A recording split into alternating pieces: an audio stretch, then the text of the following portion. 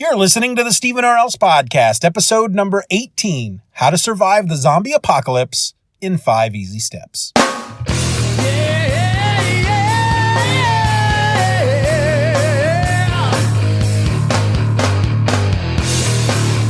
Hello and welcome to another episode of the Steeven Orr podcast, the podcast that reads The Walking Dead not for entertainment, but as an apocalyptic instruction manual. I'm your host and they call me Steeven. So hey, please feel free to do the same. All right, so Christmas has come and gone, and 2019 is racing toward us like the Flash after his third cup of coffee. And you know what? Not ready. Not ready for it at all. I mean, really, 2019? That means 2020 is just around the corner. Think about that for a second. 2020. You know, when I was a kid growing up in the late 70s, early 80s, the idea of there even being a year 2020 was just straight up fantasy. I mean, where are the flying cars? Back to the Future promised us flying cars by 2015. It's almost 2019. Where the crap are the flying cars? To be honest with you, though, I'm actually relieved that we don't have, flying cars. I mean, can you imagine that? Think of the roads. Think of the roads right now. Just imagine yourself out there on the highway driving, and then think about all the idiots that are out there with you. I mean, do you really want to be in the sky with all that? I don't. I'll tell you what, though, I was really looking forward to the self-drying jacket. I really was.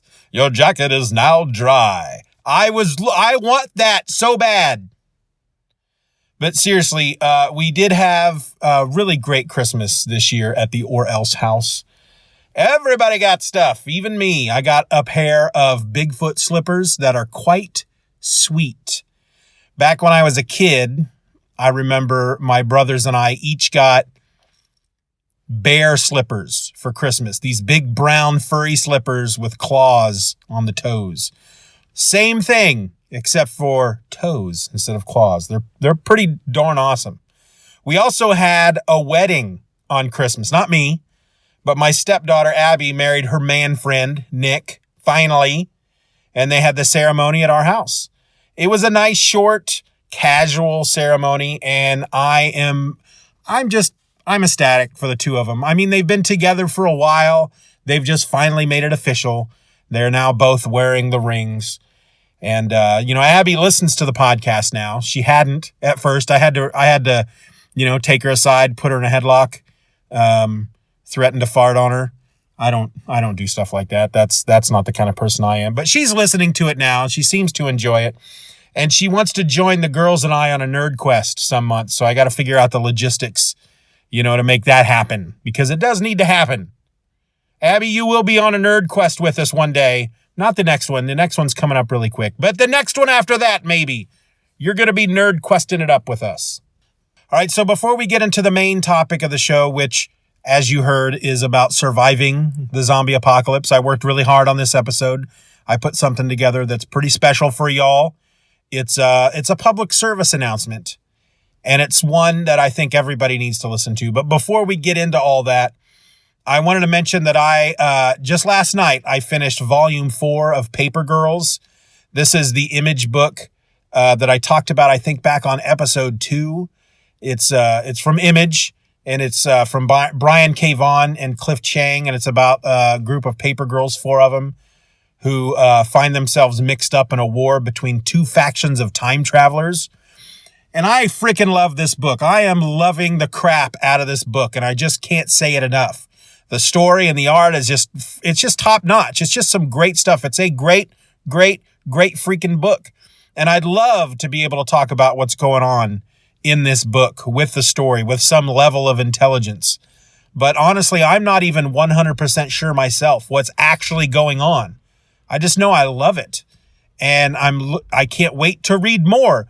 I think I saw something just today that mentioned that the book was ending at some point, but I think it's gotten up into the hundreds. Has it hit 100 issues already?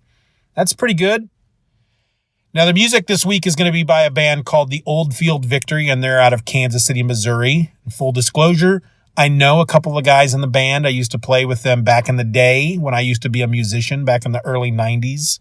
So before we take a break and listen to a song from them and go on to the main topic of this show, I want to mention, stick around to the end, because I'm re-recording the intro. This is the second time I've recorded the intro, and I've already recorded the rest of the show. And I made a lot of mistakes, and there are going to be a lot of bloopers at the end of this show, and they're going to come at the end after the final countdown. If you stick around until the end of the theme song, the closing song, you're going to hear a lot of fun areas of me just screwing it all up. So make sure you stick around for that. Until then, here's the Oldfield Victory, and I'll be back with some zombie talk.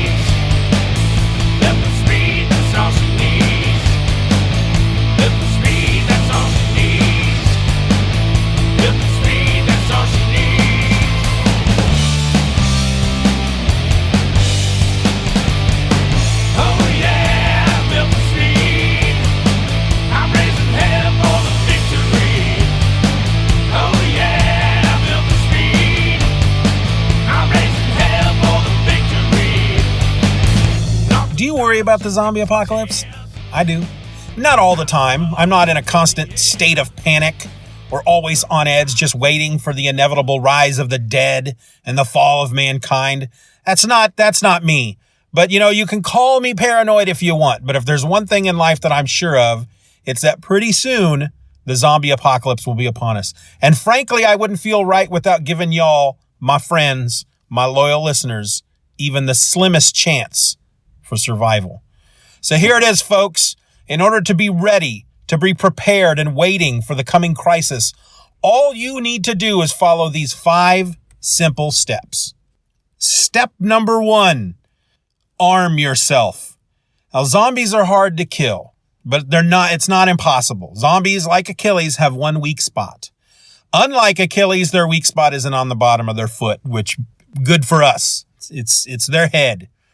Destroy the brain or remove the head, and your typical zombie is going to drop like a hot plate of veal. So here's what you want to do right now, like right at this very moment. Go get a gun. Get 2 guns. Get a lot of guns. And frankly, and this is the God honest truth, when it comes to zombies, you can never have enough guns. Now, if you can manage it, never ever get close to a zombie. One bite, even a nip, and you're going to turn. So while it's always going to be ideal to keep some distance between yourself and the undead, and that's where the gun comes in handy, there are going to be times where getting up close and personal is going to be your only option. So while you're out there getting guns, grab a hatchet. A hatchet is a good tool to kill a zombie quietly, and it doesn't take up a lot of space on your person. You just hang it there off your belt if you get one that comes with a handy belt scabbard. You could also do the same with a big knife, but I find the hatchet a little easier to wield. The handle, the swing, I think there's more leverage behind it. I think you're going to find that the hatchet is the best way to go. So go out and get yourself a great big bunch of guns, plenty of bullets, and a hatchet. These are going to be your zombie fighting tools. They're going to be all you need once the dead rise. Actually, now that I think about it, throw in an aluminum baseball bat while you're at it. Go ahead and get one of those. Okay, so a bunch of guns, and again, you can never have enough. I mean, heck, if you plan correctly, you could easily carry up to 5 handguns on you at all times. 1 on each hip, 1 under each arm, and 1 in the small of your back. In fact, if you've seen the movie Face Off, you could carry 2 in the small of your back. After that, you're just going to need a good rifle for the long shot, the faraway kill. and then maybe a sawed-off shotgun just to be safe. All right, so that's going to be 6 handguns, a rifle, a shotgun, a hatchet, an aluminum baseball bat, and a crap ton of bullets. And maybe a small ankle gun, just in case. Now, I'd suggest that you pick one handgun and get 6 of them. 6 of the same handgun. Don't try going for variety. You don't want to have to worry about 6 different types of bullets. Okay, so that's 6 of the same handgun, a rifle, a shotgun, the hatchet, the bat, the small ankle gun, and a big old bunch of bullets. Go get all of that now. This step right here, step number 1, this has the highest priority because the dead could rise at any time. So get on out there, arm yourself, and do it now. Step 2, build your defenses. If you're going to survive an end-of-the-world type of situation that is the zombie apocalypse, you're going to want a base of operations. Someplace you can hole up and ride out the whole first month or so, because that's when it's going to be at its worst. So once you have your guns, I want you to go out and buy some land. And I'm talking a decent-sized portion of it. Go out and buy yourself about 10 to 15 acres of land out in the middle of nowhere, preferably somewhere high up so that you can see for miles around.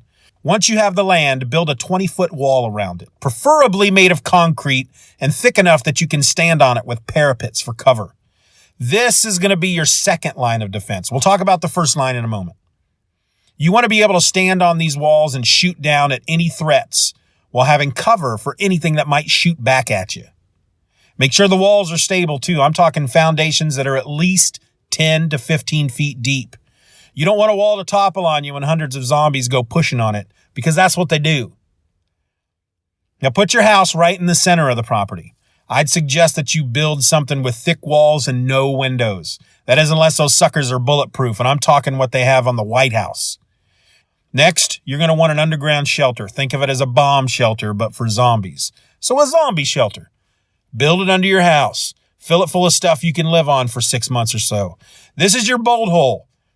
This is a place where you can hide that has only one door, only one way in. This is your last line of defense, your emergency shelter when everything else fails. And make no mistake, if you have to use your shelter, then you're pretty much out of hope. You go down there and make your mind right, because you may die there. Now, once you have your house and your emergency shelter, dig 2 moats, one outside your walls and one around the house. The outer moat, that's going to be your first line of defense. This moat needs to be 15 to 20 feet wide and just as deep, but don't fill it with water. No. Stick a bunch of long wooden spikes at the bottom, then fill it with gasoline, but not too much. You want to make sure that those long wooden spikes stick up a good 5 feet or so above the gas. That way, when the zombies come, they'll fall into the moat, impale themselves on the spikes, and then flail about as you light it up with a flaming arrow. That reminds me, go back to step 1, get a good bow and plenty of arrows. Now do the same with the moat around the house. You can't be careful in the end of days. Next to the house, build 2 sheds, one for the generator and one for storage. And then use the rest of your land to plant various fruits and vegetables, but leave some for the chickens and goats you're going to want to raise for food and milk. Step 3, stock up. Now that you have your truckload of guns, your hatchet, your bat, your bow, and your heavily defensible house, you're going to need to start to stock up on things.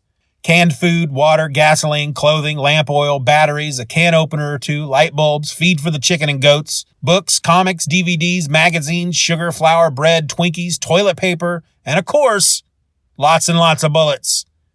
I can't stress that enough. Once you run out of bullets, you're out. Unless you know how to make them, which you probably aren't gonna. And even if you did, you probably aren't gonna have the facilities. So lots and lots of bullets. So start now. Stock up. Go to Costco or Sam's Club and buy in bulk. In fact, rent a U-Haul just for the toilet paper alone. You may be in an end-of-the-world situation without internet and Uber, but you're still gonna have to poop. I'd suggest doing it into the moat. So do yourself a favor and allow yourself the comfort of some soft 2-ply for your bottom. You'll thank me later.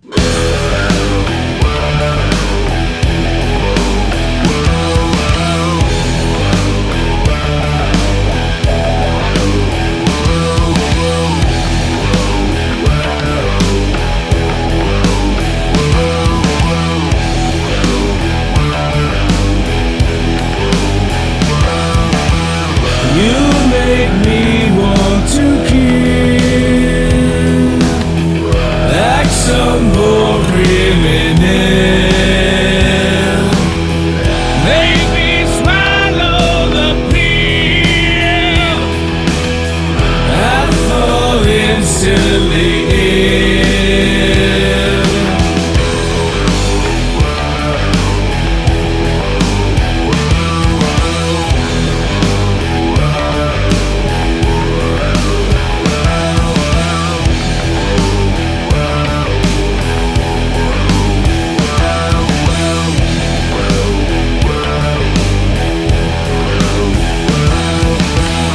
Make me not of your kind.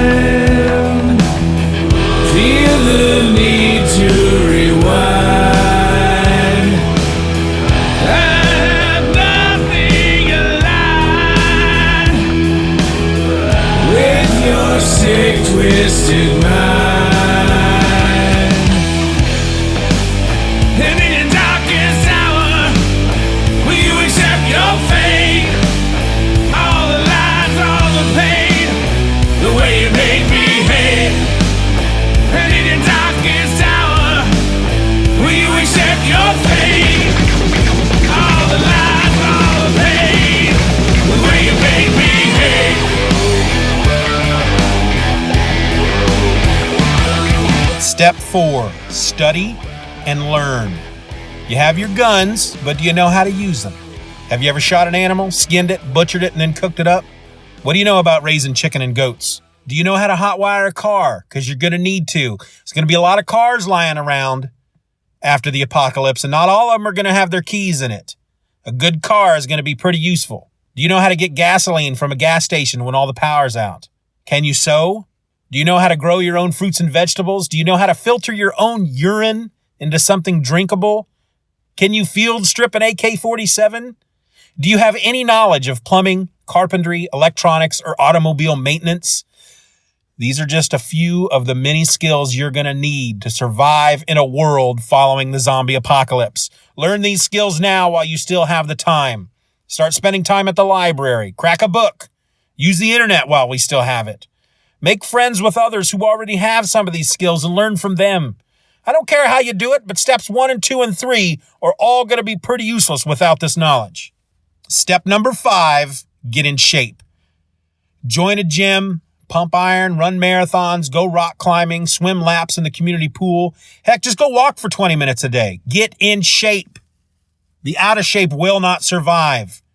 Those who are out of shape will be the first to be eaten. Mark my words. If you're already in shape, good. Now you just have to maintain. If you aren't in shape, do something. Honestly, I'd suggest Tae Bo. Not only are you getting yourself in shape, you'll be learning how to kick a zombie in the face. Tae Bo is the way to go, folks. Stop drinking, stop smoking, stop all that stuff. You may have to run all day to stay ahead of a passel of zombies. You won't be able to do that if you smoke 2 packs a day. And start now. Don't go counting on the apocalypse to whip you into shape. That's not how it works. Get in shape, stay in shape, and you'll be one step closer to staying alive.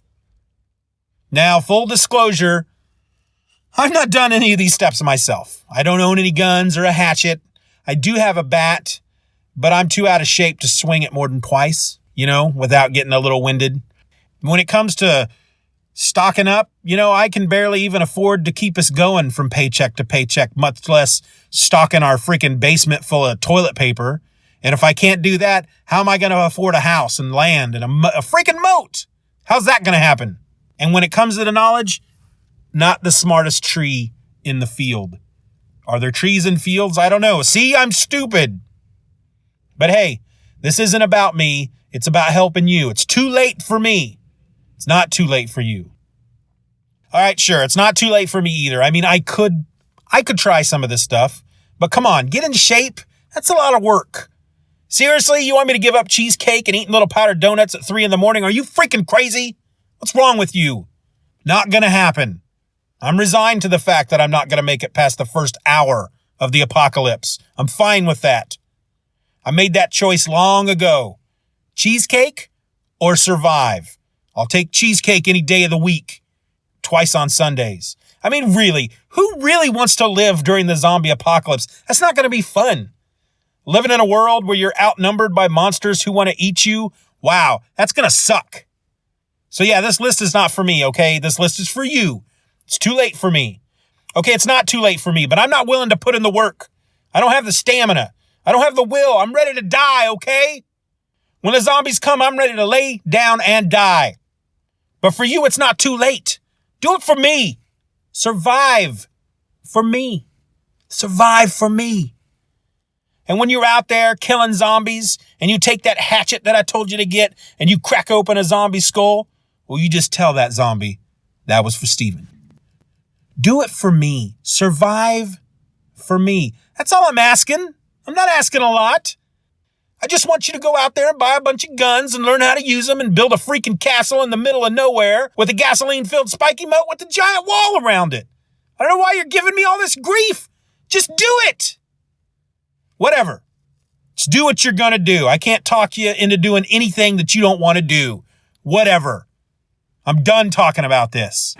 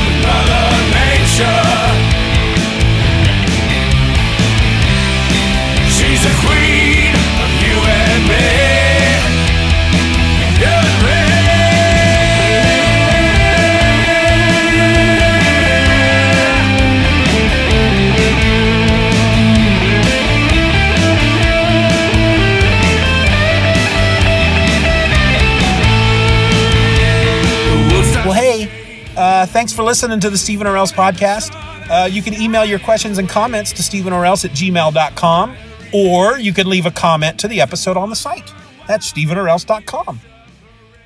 And you know what? If you feel inclined to throw a little support my way, you can be my patron for as little as $1 a month over at patreon.com/Steeven R. Orr.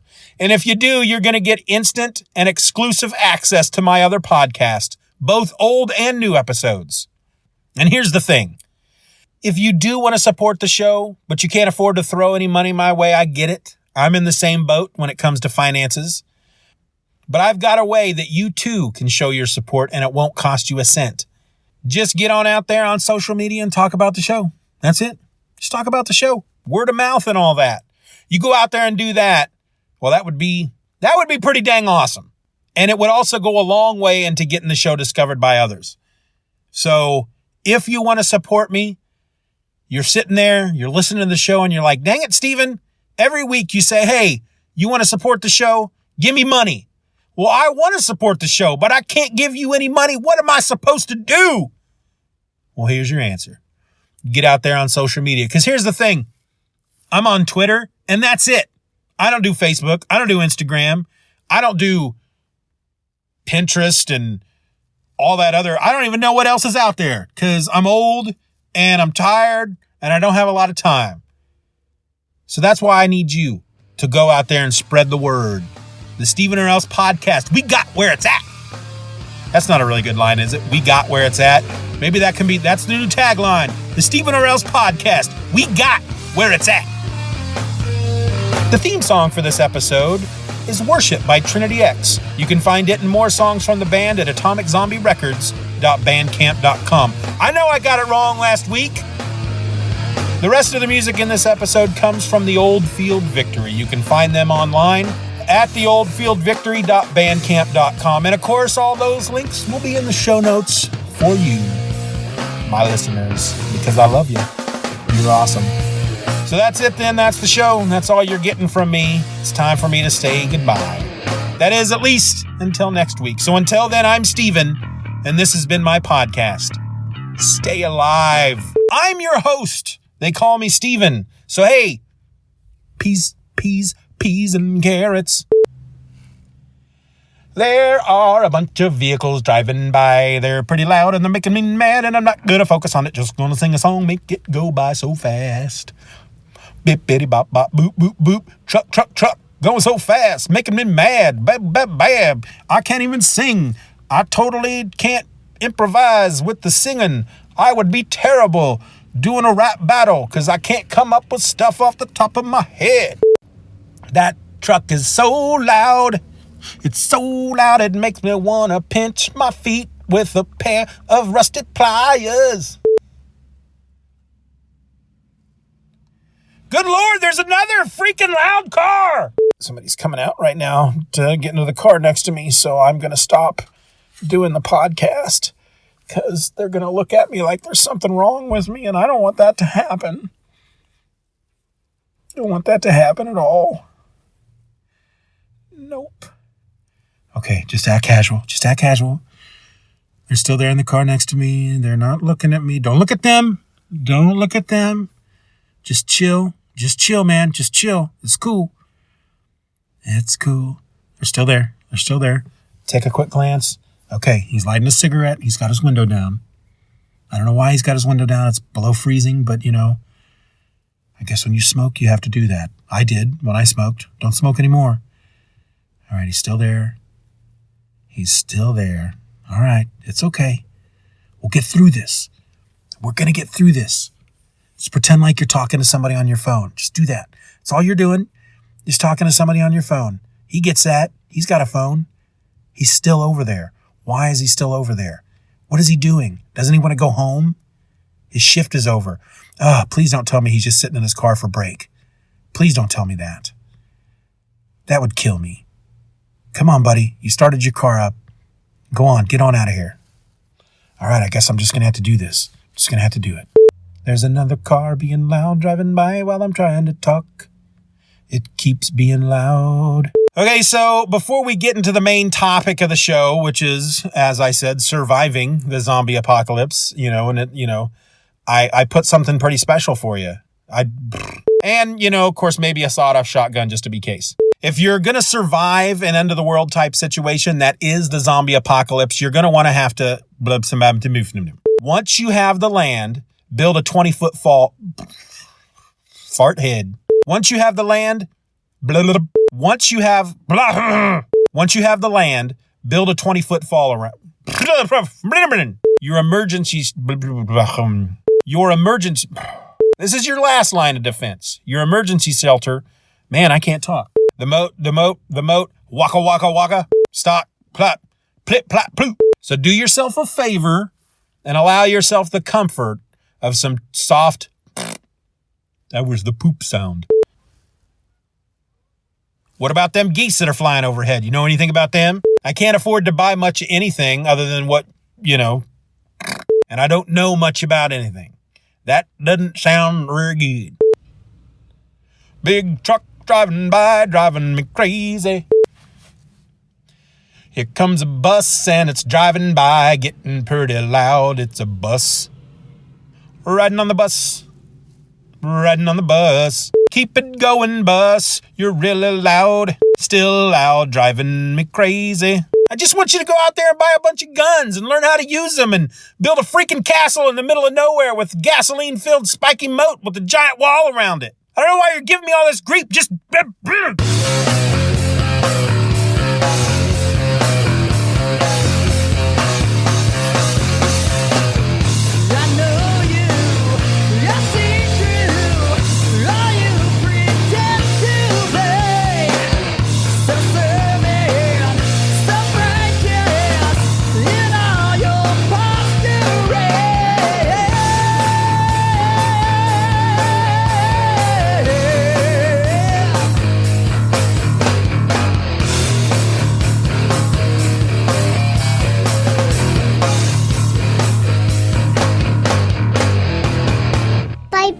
Daddy. Bye-bye, Daddy. Good job.